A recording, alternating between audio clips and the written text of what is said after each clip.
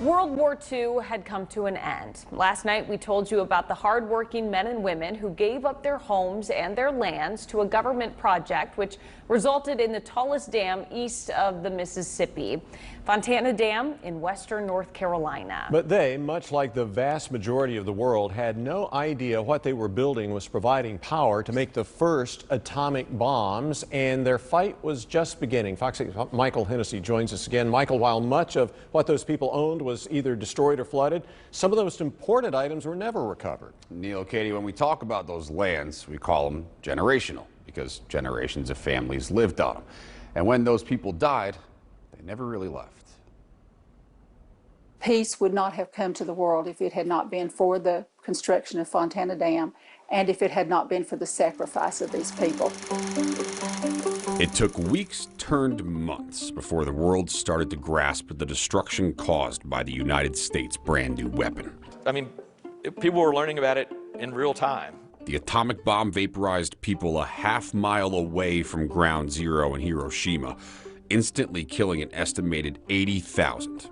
And the one dropped in Nagasaki killed another 40,000. We didn't really know the full impact of it. I mean, nobody understood like radiation sickness. The Emperor of Japan announced his country's unconditional surrender in World War II during a radio address on August 15th, 1945, pointing to the fallout of, quote, a new and most cruel bomb.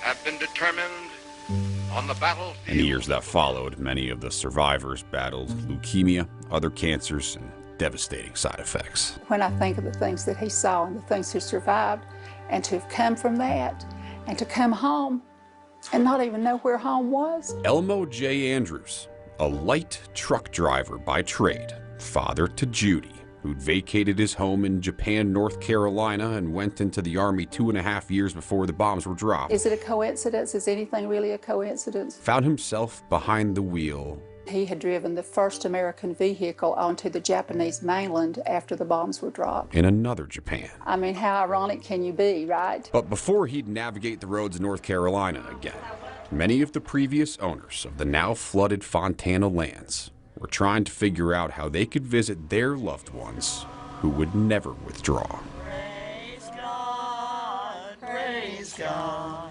That was our family cemetery. Now it has 150 something priests. When the TVA bought the lands, cemeteries had to be moved, but some didn't sign off, including Helen Vance's family. I could have carried her and got her here, but she was so weak. For about 50% of the acres they were forced to desert stayed dry. I'd say there's that, close to that out of the water right now, at least a 30 or 40. So an idea was floated. And I can remember when the TVA man came to our house and talked with my father in the front yard, and was standing in the front yard, and said there would be a road. And later formed.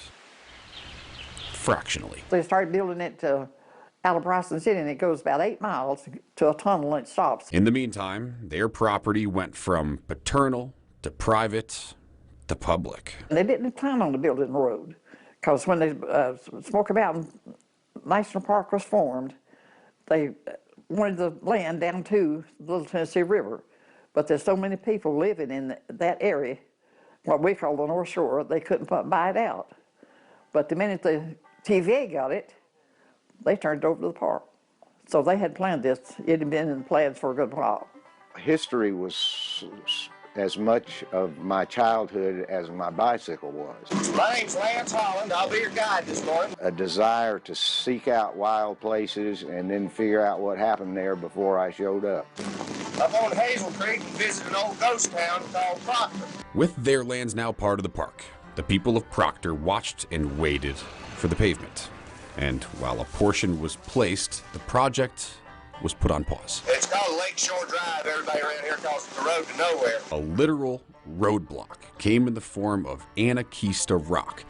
Anakeesta meaning the place of high ground in the Cherokee language, which also created an acid runoff.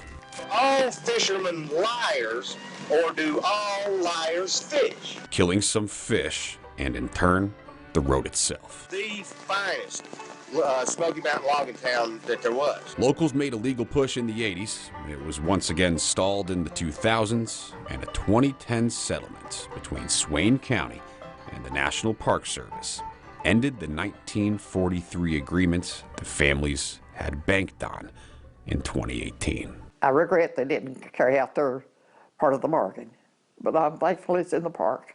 I'm thankful nobody can go over and build and destroy the land. I'm thankful that our children and grandchildren, it's preserved for them and for the whole family. Now, others don't feel that way, but I do. I am so thankful that it's saved. But I do wish that it's the road.